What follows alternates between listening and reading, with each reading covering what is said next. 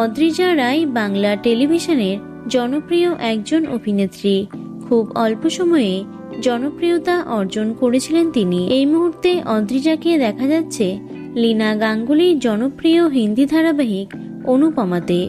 নতুন বছরে জীবনের নতুন অধ্যায় শুরু করতে চলেছেন অভিনেত্রী।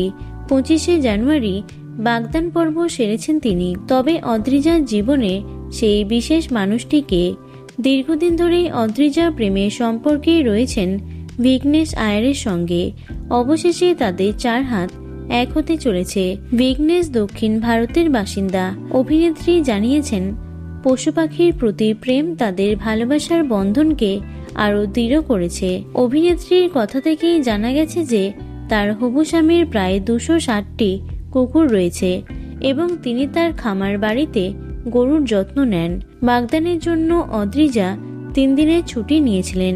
আত্মীয় স্বজন এবং ঘনিষ্ঠ বন্ধু বান্ধবদের সাক্ষী রেখে শুভ কাজটি সম্পন্ন করেছেন দুজনে। তবে সামাজিক বিয়ে নিয়ে তাড়াহুড়ো নেই তাদের। অদ্রিজা জানিয়েছেন, আমরা এই বছর বিয়ে করার পরিকল্পনা করছি না। সে দক্ষিণ ভারতীয় আর আমি বাঙালি, তাই আমাদের সংস্কৃতি সম্পূর্ণ আলাদা।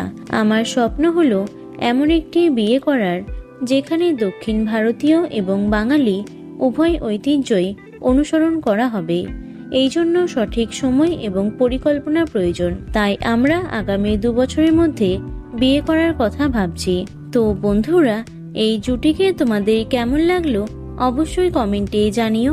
ভিডিওটি লাইক এবং শেয়ার করো। এছাড়াও টলি দুনিয়ার অন্যান্য খবর পেতে চ্যানেলটি অবশ্যই সাবস্ক্রাইব করে রেখো। ধন্যবাদ।